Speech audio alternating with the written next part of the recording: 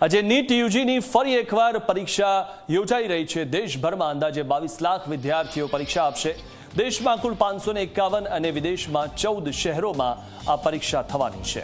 ત્યારે 5000થી વધુ કેન્દ્રો પર પરીક્ષાનું આયોજન કરવામાં આવ્યું છે। પેપર લીકના કારણે ગત પરીક્ષા રદ કરવામાં આવી હતી અને આ વખતે પેપર લીકને રોકવા વધુ કડક વ્યવસ્થા કરવામાં આવી છે। 2 લાખથી વધુ કર્મચારી સંભાળી રહ્યા છે પરીક્ષાની જવાબદારી। સીસીટીવી કેમેરાથી દરેક સ્થાને રાખવામાં આવી રહી છે બાજ નજર। ત્યારે આજે ફરીથી પરીક્ષા યોજાઈ રહી છે અને આજે જે પરીક્ષા છે તે વિદ્યાર્થીઓ માટેની તો પરીક્ષા છે, તેમના માતા પિતા માટેની પણ પરીક્ષા છે, પરંતુ સૌથી મહત્વની આજની પરીક્ષા એ સરકારની પણ અગ્નિ પરીક્ષા છે। કારણ કે હવે આ પરીક્ષામાં સરકારે સાબિત કરવું પડશે કે નીટની જે પરીક્ષા છે તે ચોકસાઈપૂર્વક લેવામાં આવે છે, તેમાં કોઈ ગેરરીતિ થતી નથી અને તેની ખાતરી હવે આજે આ પરીક્ષા થશે ત્યારબાદ સરકાર આપી શકે તેવું લોકો ઈચ્છી રહ્યા છે। કારણ કે આમાં કોઈ ગેરરીતિ ન થાય તેવું પણ લોકો ઈચ્છી રહ્યા છે। કારણ કે આ પરીક્ષામાં જ્યારે ગેરરીતિ થાય છે ત્યારે લાખો વિદ્યાર્થીઓના સપના રોળાઈ જાય છે, તેમની કેટલીય કરેલી જે મહેનત હોય છે તે પાણીમાં મળી જાય છે। થોડા ઘણા લોકો પરીક્ષા પાસ કરવા માટે અથવા તો થોડા ઘણા રૂપિયા કમાવા માટે આ લાખો વિદ્યાર્થીઓના સપનાને રગદોળી નાખતા હોય છે। ત્યારે આ વિદ્યાર્થીઓ તેમને હવે ફરી એકવાર પરીક્ષા આપવી પડી રહી છે। આજે ફરી એકવાર તેમને પરીક્ષા આપવી પડી રહી છે। એ લોકોના કારણે જે લોકો થોડા ઘણા પૈસા માટે પેપર લીક કરતા હોય છે, એ વિદ્યાર્થીઓ, એ ડફોળ વિદ્યાર્થીઓ જેમને પેપર લીક થવાથી જ તેઓ પાસ થતા હોય છે।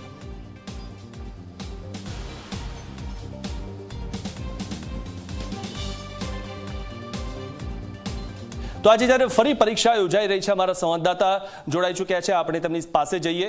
ત્યારે અમદાવાદથી અમારા સંવાદદાતા ગૌરવ પટેલ જોડાયા છે અને વડોદરાથી અમારા સંવાદદાતા જયંતિ જોડાયા છે।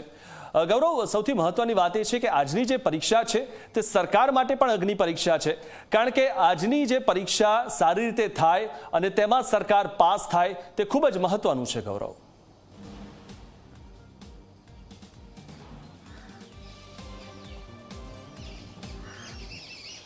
जी मित्रों, बात करें तो 12 મેના રોજ નીટની પરીક્ષા યોજાઈ હતી અને નીટની પરીક્ષામાં કેટલાક જે પ્રશ્નો હતા એ ગેસ પેપરના પ્રશ્નોના પ્રમાણે જ પૂછાયેલા હતા અને જેના કારણે એક સંભાવના ઊભી થઈ કે કદાચ નીટની પેપર છે તે લીક થયું છે। જે ચોક્કસ તપાસ બાદ પેપર લીક થયાની જાણ થતાં આજે એનટી એટલે કે નેશનલ ટેસ્ટ એજન્સી કરી તેને પરીક્ષા રદ કરી અને તે પરીક્ષા ફરીથી 21 જૂનના રોજ લેવાનો નિર્ણય થયો। આજે 21 જૂન છે અને આ દ્રશ્યો તમે જોઈ શકો છો કે અમદાવાદના 23 સેન્ટર ઉપર પરીક્ષા યોજાવાની છે। ગુજરાતના 211 સેન્ટર પર પરીક્ષા યોજાઈ રહી છે। 78,000 કરતાં વધારે ગુજરાતના વિદ્યાર્થીઓ પરીક્ષા આપવા માટે સજ્જ છે। તેઓ પોતાના જે પરીક્ષા કેન્દ્રો છે ત્યાં પ્રવેશ મેળવી રહ્યા છે। પરીક્ષા કેન્દ્રો પર પણ ત્રિસ્તરીય સુરક્ષા રાખવામાં આવી છે, પોલીસની ચુસ્ત બંદોબસ્ત રાખવામાં આવ્યો છે, ડ્રોન દ્વારા પણ સર્વેલન્સ કરવામાં આવી રહ્યું છે, બાયોમેટ્રિકથી જ વિદ્યાર્થીઓને પ્રવેશ આપવામાં આવી રહ્યો છે। જે પણ કોઈ વિદ્યાર્થી છે જે પરીક્ષા આપવાનો છે આજે તેમને માત્ર પોતાના ડોક્યુમેન્ટ છે તે લઈને જ પરીક્ષા ખંડમાં જવાની મંજૂરી છે। તેમને પેનની સુવિધા પણ એનટીએ દ્વારા જ પૂરી પાડવામાં આવશે। આ દ્રશ્યો જોઈ શકો છો કે વિદ્યાર્થીઓનું ચેકિંગ કર્યા બાદ તેમને પ્રવેશ આપવામાં આવી રહ્યો છે। જે વિદ્યાર્થીઓ હતા તે પૈકીના 300 વિદ્યાર્થીઓએ પોતાના એડમિટ કાર્ડ કઢાવ્યા ન હતા, એટલે ગુજરાતમાં 300 આ વિદ્યાર્થીઓ છે જેમને 12 મેના રોજ પરીક્ષા આપી હતી, પરંતુ તેઓએ આજે પરીક્ષા આપવાના નથી। જે પણ કોઈ વિદ્યાર્થી છે તે પરીક્ષા આપશે ત્યારબાદ તેનો સ્કોર થશે અને તેનો સેમી ગવર્મેન્ટ કે ગવર્મેન્ટમાં નંબર લાગે છે તે તેના ઉપર સ્કોર પર આધાર રાખે છે। કેટલા વિદ્યાર્થીઓ છે જેમનો સ્કોર 12 મેની પરીક્ષામાં સારો હશે, જે પરીક્ષા જે તે સમયે આપી હતી અને ત્યારબાદ પરીક્ષા રદ થતાં ફરીથી પરીક્ષા આપવાનો સમય આવ્યો ત્યારે તેટલી મુશ્કેલીનો પણ સામનો કરવો પડે છે। કેટલાક વિદ્યાર્થીઓ છે તેની સાથે વાત કરીશું। 12 મેની પરીક્ષા આજે ફરી પરીક્ષા, કેવી તૈયારી?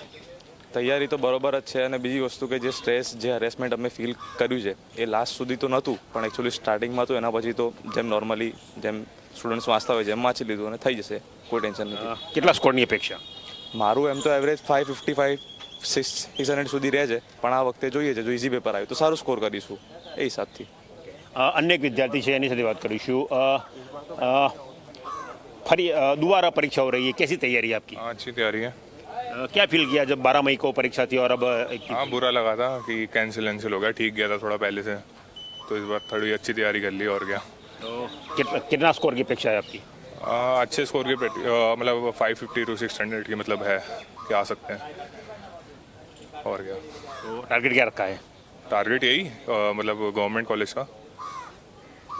ગવર્મેન્ટ કોલેજમાં પ્રવેશ માટે તેવી અપેક્ષા વિદ્યાર્થીઓ રાખી રહ્યા છે, કારણ કે એ સ્કોર નીટમાં કરવો પડતો છે ત્યારે જે ગવર્મેન્ટ કોલેજ સુધી પહોંચી શકતા હોય છે। અન્ય એક વિદ્યાર્થીઓ જોડાયા છે, તેમની સાથે વાત કરીશું। કેવી તૈયારી છે પરીક્ષા માટે? પરીક્ષાની તૈયારી કેવી છે તેનો જવાબ આપવા પણ તૈયાર નથી. એટલે કેવા પ્રકારના સ્ટ્રેસમાંથી વિદ્યાર્થીઓ પસાર થઈ રહ્યા છે તે આપણે સમજી શકીએ છીએ. 12 મેની પરીક્ષા રદ થઈ, 21 જૂને રીનીટ યોજાઈ રહી છે અને વિદ્યાર્થીઓ અત્યારે હાલ પરીક્ષા ખંડમાં પ્રવેશ મેળવી રહ્યા છે. મિથુન.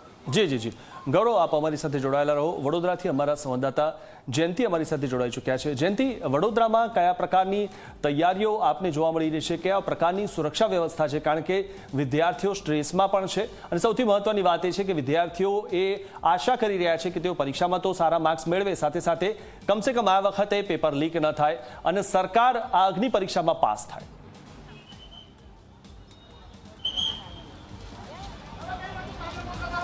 બિલકુલ મિથુન, જે રીતે અત્યારે આશા અને અપેક્ષા કહી શકાય કે વિદ્યાર્થીઓ કરતાં પેરેન્ટ્સમાં પણ વધુ જોવા મળી રહી છે. મહત્વની વાત છે કે આપ જોઈ રહ્યા છો કે જે રીતે વડોદરા શહેરમાં 17 સેન્ટર ઉપર આ પ્રકારે એક્ઝામ જે છે તે લેવાની છે અને આ પ્રકારની તૈયારીઓને લઈને અત્યારે વિદ્યાર્થીઓ જે છે તે એક્ઝામ સેન્ટર પર પહોંચ્યા છે. આપણે કેટલાક વિદ્યાર્થીઓ છે તેમની સાથે જ વાત કરીશું. આપ પણ અત્યારે અહીંયા પરીક્ષા માટે આવ્યા છો, કઈ રીતની તૈયારીઓ છે અને કેટલી અપેક્ષા છે હવે સરકાર? તૈયારી તો સારી છે, મહેનત તો કરી છે, હવે ભગવાન પર છે, બધું એ જોઈ લેશે જેવું હશે એવું, અને એક્ઝામ પેપર જોઈને તો ખબર પડશે, એટલે હમણાં કંઈ નહીં કેવું. મુખ્ય વાત કરીએ તો જ્યારે પહેલાં એક્ઝામ આપી છે, હવે એક્ઝામના પેપર લીક થયું ને એક્ઝામ એનટીએ કેન્સલ કરી છે, ફરી એક્ઝામ લેવા જઈ રહી છે. અપેક્ષા શું છે સરકાર પાસે કે આ પ્રકારના જે કાંડ થયા છે પેપર કાંડ જેવા, એવા થાય કે ના થાય? એ તો ના જ થવા જોઈએ, પણ હવે એક સાઈડ આવું થયું અને એમને કેન્સલ કર્યું તો દેટ ઇઝ ગુડ, કારણ કે ડિઝર્વિંગ લોકોને આઈ હોપ અગર આ વખતે ના થાય તો ચાન્સીસ મળશે. લાસ્ટ ટાઈમ અનડિઝર્વિંગ લોકોને મળી જાત, એટલે એમને કરવું તો ના જ જોઈએ, પણ હવે અમે જોઈ લઈશું જેવું છે. ખાસ કરીને આ પણ અત્યારે અહીંયા પહોંચ્યા છો એક્ઝામ આપવા માટે, કેવી તૈયારીઓ છે યાર? તૈયારીઓ તો સારી છે. આઈ હોપ આ વખતે પેપર બી લાસ્ટ ટાઈમ જેવું સારું હતું, થર્ડના એવું સારું જ નીકળે, બિકોઝ મહેનત તો બધા એટલી જ કરે છે, પણ હવે આવું બધું થાય તો હવે ડિઝર્વિંગ લોકોને ચાન્સ તો મળવો જ જોઈએ. મુખ્યત્વે વાત કરીએ તો જ્યારે પહેલાં એક્ઝામ હતી કે તૈયારીઓ કેવી હતી અને હવે ફરીથી એક્ઝામ આપવામાં આવી છે, પૂર્ણ તૈયારી કરી, આશા કેટલી છે સરકાર પાસે કારણ કે આવા મામલા સામે આવે? સરકાર પાસે તો એટલી જ આશા છે કે નેક્સ્ટ ટાઈમથી ધ્યાન રાખો, લીક વીક થાય નહીં. એવરી ટાઈમ લીક થાય તો ના ચાલે. એવરી ટાઈમ લીક થાય તેવું ના ચાલે. આપણે એમની સાથે પેરેન્ટ્સ છે, એમની સાથે પણ વાત કરીશું. શું કહેશો? ખાસ કરીને એક્ઝામ તો બાળકોની હોય છે, પરંતુ સાથે સાથે માતા પિતાની પણ એક્ઝામ હોય છે. કઈ રીતની તૈયારીઓ કરાવતા હોય છે, કેટલું ટફ લાગતું હોય છે? બાળકોની હાલત બહુ જ ખરાબ હોય છે. લાઈક રિપીટ તો કરવું ના જ જોઈએ, કંટ્રોલ્સ એટલા પ્રોપરલી એસ્ટાબ્લિશ કરવા જોઈએ જેથી કરીને આવી તકલીફ ના થાય. માય ડોટર ઓલવેઝ મને ચાઇનાની ગાવકાઓની એક્ઝામ્પલ આપતી હોય છે. અગર બીજા કન્ટ્રીઝ આટલું સક્સેસફુલી આવી લાઈક એક્ઝામ્સ કન્ડક્ટ કરી શકે તો વાય નોટ ઇન્ડિયા? આપણે અહીંયા ફૂલ કંટ્રોલ હોવા જોઈએ, પેપર લીક ના થવું જોઈએ. વી અન્ડરસ્ટેન્ડ કે કમ્પ્યુટર બેઝ નથી આ એક્ઝામ, પણ ગોઈંગ ફોરવર્ડ લાઈક સરકારે એવા બી પગલાં ભરવા જોઈએ કે કમ્પ્યુટર બેઝ, બિકોઝ આ એક્ઝામથી ડૉક્ટર્સ બનવાના છે અને doctors are like playing with human life. So like સરકારે બરાબર સમજવું જોઈએ. બાળકો તો ગમે એમ કરીને ટેક કેર કરે જ છે, પણ એ લોકોની મેન્ટલી કન્ડિશન બહુ જ ખરાબ હોય છે. ડૉક્ટર બનવા માટેની અપેક્ષા સાથે લોકો આવતા હોય છે. ડૉક્ટર એક ભગવાનનું રૂપ હોય છે. આપ પણ અત્યારે તબીબ છો, ખાસ કરીને શું અપેક્ષા છે સરકાર પાસે અને વિદ્યાર્થીઓ પાસે?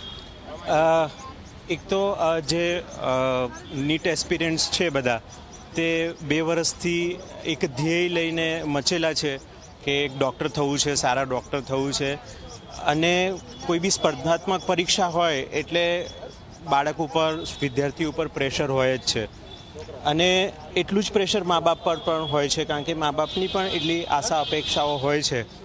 અને જે કેન્સલ થઈ એક વખત પરીક્ષા, એના લીધે એક બાળકને એક શાંતિ મળી હતી કે પરીક્ષા પતી, પણ પછી કેન્સલ થઈ, રીએક્ઝામિનેશન થયું, તો એ જે 1.5 મહિનાનો સમય હતો, એ 1.5 મહિનામાં બાળક, માતા પિતા, શિક્ષકો બધાએ ખૂબ પ્રેશર સહન કર્યું છે.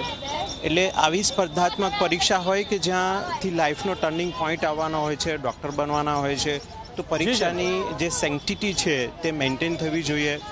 પરીક્ષાનું જે લેવલ છે કે ડિસ્ક્રિમિનેટ કરી શકે એ કરે એવું સરકારે ધ્યાન. બિલકુલ, જે રીતે અત્યારે તમામ પેરેન્ટ્સ છે તે અપેક્ષા રાખી રહ્યા છે અને અત્યારે ફરી રીએક્ઝામ ના લેવી પડે તે પ્રકારની પરિસ્થિતિ સર્જાય તેવું કહેવામાં આવ્યું છે. જી આભાર જયંતિ, માહિતી આપવા બદલ.